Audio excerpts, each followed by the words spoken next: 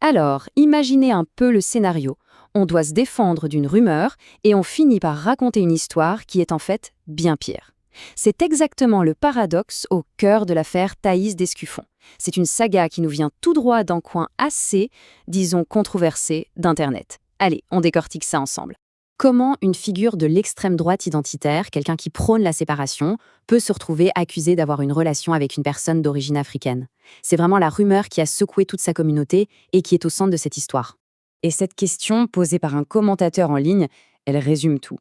Pour la communauté qui la suit, ce n'est pas juste une question de curiosité. Pas du tout.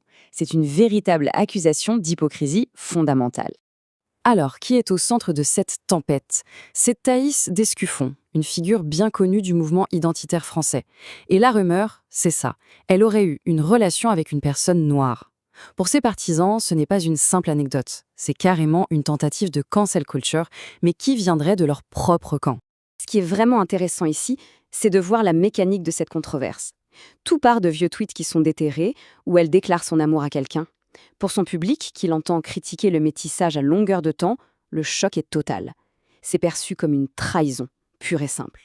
Plutôt que d'ignorer la rumeur, ce qui aurait pu être une option, Thaïs d'Escuffon décide de l'affronter de front.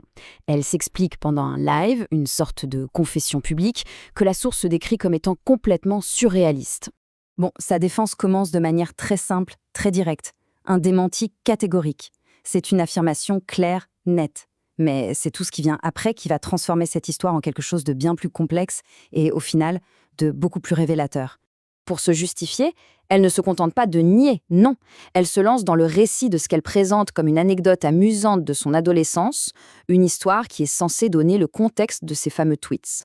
Elle nous dresse le portrait d'une jeune fille de 13 ans, pas très bien dans sa peau. Apparemment, elle était harcelée parce qu'elle avait 1 an d'avance et qu'elle était très catholique. Du coup, elle se réfugiait dans la lecture de mangas et surtout, dans un univers parallèle sur Internet.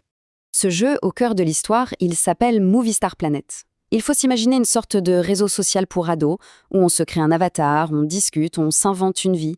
C'est vraiment dans ce décor virtuel que tout va se jouer. Alors, pour combattre ce sentiment d'isolement, sa stratégie était simple, donner l'impression d'avoir une vie sociale super réussie. Et pour ça, quoi de mieux qu'un petit ami? Elle s'est donc inventé une relation, de A à Z, une relation virtuelle avec un autre utilisateur, un certain Michel Lombe.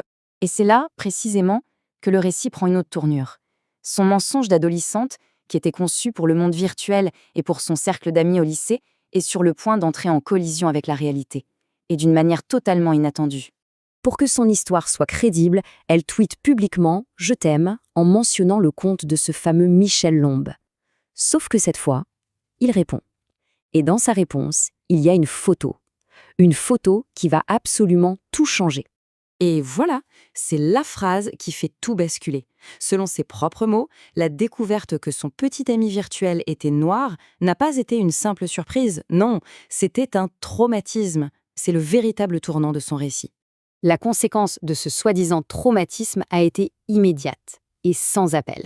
Elle l'a bloqué sur le champ. Pas de discussion, pas d'explication. Rien. Juste un blocage. Et c'est là qu'on touche à l'ironie suprême de toute cette affaire. C'est d'ailleurs ce que souligne le commentateur de la source.